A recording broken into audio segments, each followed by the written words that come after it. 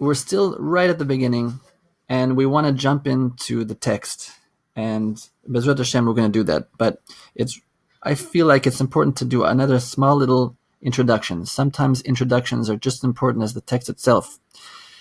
Likutei Moharan is a pretty heavy book, and sometimes it's even people who speak Hebrew say it's Sinit. They say it's Chinese, and they don't understand it. But once you get into it and you understand the logic of it, there's this switch, and it becomes only the most logical thing, more logical than anything else. So let's spend a second. Let me point out a few things that I feel might help you. Sometimes the introductions are just as important as the text itself. Mesilat Yesharim. I remember when I learned Mesilat Yesharim, the introduction was like just as almost, I would say, as important as the continuation. And a lot of people sometimes you're so excited to get into a book, you skip the introduction, and often that's actually a mistake. You really got to sit down and read that introduction because it gives you the focus. So what specific thing do I want to point out? It's the structure of the Torot in Likutei Moharan. At least most of the first 70 are like this. Afterwards, after the first 70 or so, or maybe 80 or so, they start to get shorter. But the first Torot are very long. And what most of them do, they start off with the pasuk. For example, Torah Alef starts off with Ashrei Temimei derech. This is a pasuk from Tehillim. Then, Seif Alef, like the first paragraph Alef, will then talk about seemingly something else completely, and it will leave this pasuk behind. So it leaves you thinking, am I missing something? Is this paragraph connected to the pasuk? And then the next paragraph will go by, and the next paragraph will go by, and there's no connection to the pasuk. And only at the very end will he surprise you with, and this is all connected to that first pasuk that I brought to you, Ashrei Temimei derech. And then that's how the Torah ends. So I just thought I would point that out to you before. So if you think you're confused, that you missed something, you didn't miss anything. This is how the Torah Alef goes, and this is how a lot of the Torah go in the future, at least the first 70, or most of the first 70. So that's one thing. It starts with pasuk, and that often is the title of the Torah. People will often refer to Torah Alef as Ashrei Temimei derech. And then it stops, goes on to something else, and it'll only come back to that at the end. That's one thing. Okay, the second thing I want to point out is a bit about the structure of Likutei Moharan, also mainly the longer ones, where it starts in the middle. What do I mean by that? Often, what Rabbi Nachman is describing is a kind of chain of events. There will be item Aleph, item Bet, item Gimel, and item Dalid. But he starts by describing Dalid. He will say, let's say Dalid is Ira or something, like, the awe of Hashem. So he'll start describing what that is, and he'll give psukim the depth behind what that is, and show it to you in a way you never thought of before. But then he'll stop, and the next paragraph will say, but how do you get to that? You only get to that through Gimel, right? So the first paragraph of Likutei Moharan was Dalid, but you can only get that from Gimel. And then he'll describe what's Gimel and he'll bring psukim to show you what is Gimel. But then he'll say you can only get to that through Bet. And then, and then the next paragraph, you only get to Bet through Aleph. So often, Rabbi Nachman starts his Torot in the middle. That's another thing. All right. Now, before we finally get into the text, let's talk a little bit, get some insight into what is this pasuk Ashrei Temimei derech. It comes from, it is the first line in Perek Kuf Yud Tet of the Sefer Tehillim. This chapter 119 of Sefer Tehillim. And this is an interesting chapter because it is the longest chapter in all of Tehillim. Longest by far. Because it's the Aleph Bet 22 times. The first pasuk is Aleph. The second pasuk is Aleph. The first 8 pasukim is Aleph. The second 8 pasukim is Bet. The third 8 pasukim start with Gimel. So in a way, it's like Ashrei Yoshvetecha that we say 3 times a day, except Ashrei Yoshvetecha goes through the Aleph Bet 1 time, but this goes through it 8 times. And in fact, sometimes it's even called the alphabeta, which is like alphabet but in Greek. And there's been books written just on this one Perek Tehillim. The Avir Yaakov lived, I think he lived almost at the same time as Rabbi Nachman in Morocco. He is the grandfather of the Baba Sali.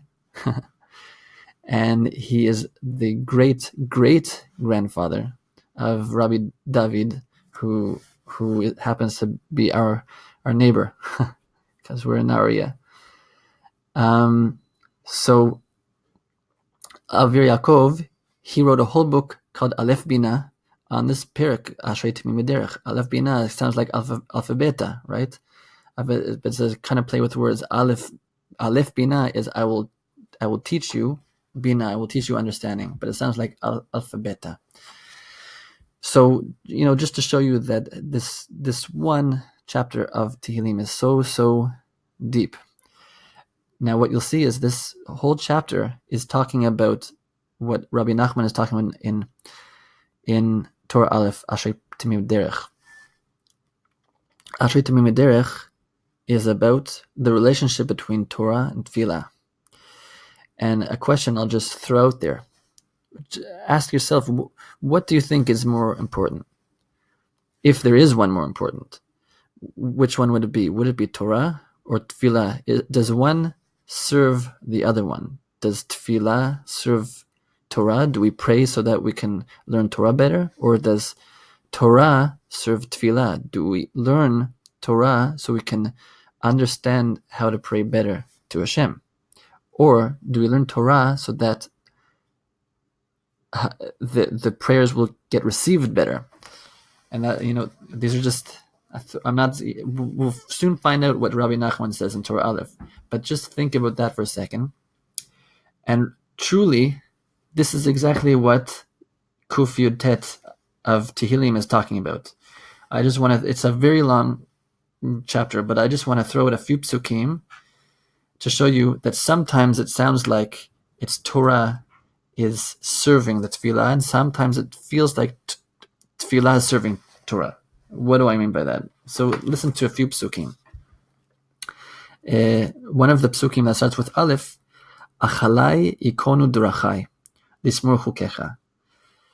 My wish is that you establish my path so that I keep your Torah. So what's serving what in this pasuk? My prayer is that I learn your Torah. So here the prayer is serving Torah.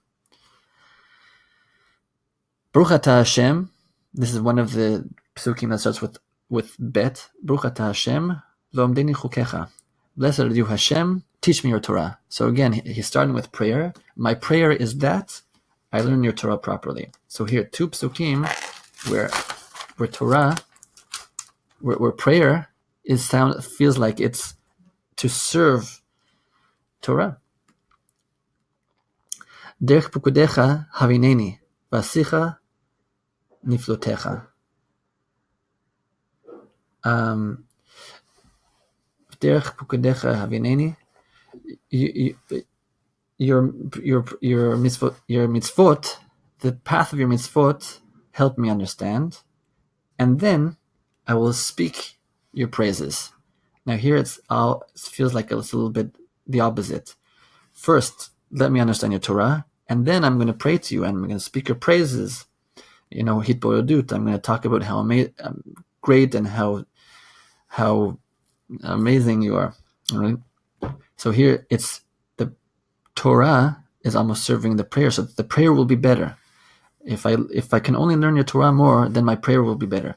Hine ta'avti lefikudecha b'tzidkatcha chayini. Behold, I craved your mitzvot, and now in your righteousness, give me life. Chayini. Now it's again, first I learned your Torah, and now I pray that you give me life. So it's Torah supporting the tefillah. Re'eh, on'i v'chatzeni, ki tordcha lo shachachti. Look at my poverty and save me, because I didn't forget your Torah. Okay, first, why should you save me? Because I learned your Torah. So it's the Torah in supporting the prayer and helping the prayer to get accepted. One more pasuk. Re'eh ki pikudecha ahavti, Hashem kechastecha chayini. Oh wait, that's almost the same as the pasuk I said a second ago. It's almost the same thing. Look, I loved your mitzvot, and Hashem, in your loving kindness, give me life. So first, I learned your Torah, and now, in the schut that I learned your Torah, give me sustenance, give me life. So a lot of I picked the psukim that were specific to what I wanted to point out, and there's lots of other psukim that don't do this, but a really big portion of Ashrei Temimei derech is showing that because of Torah learning, the prayer is accepted better. And this is how Rabbi Nachman starts Torah Alef. Al yedei Torah, al yedei limun Torah, mitkablim kol tefillot ubakashot.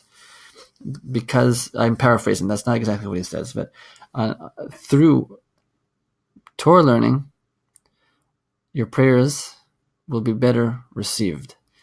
And now you can better understand, and he doesn't make this connection. I want to point out that he doesn't explicitly say why Torah the 119th chapter of Tehillim is so connected to this Torah. He only brings the first pasuk, and then at the end he shows how the first pasuk is connected to what he's saying.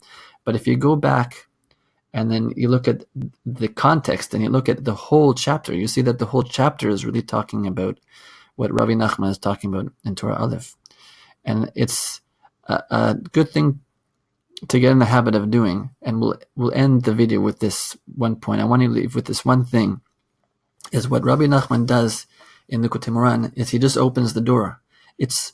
Every Torah is so deep, but then once you go and do the work for yourself, go back and do the homework and track down every pasuk that he brings and see that pasuk in the original context, you'll see that the context of where the pasuk is coming is also connected to what Rabbi Nachman is talking about. For example, with Ashrei Temimei derech, he'll only explain the first pasuk, but then if you go and you study the entire chapter of Tehillim, you'll see that too is so deeply connected to what we're talking about.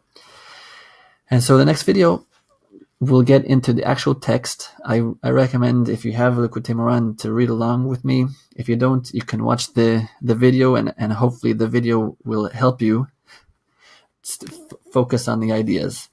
And I'm excited to come back for another video and get into the text with you. Until next time.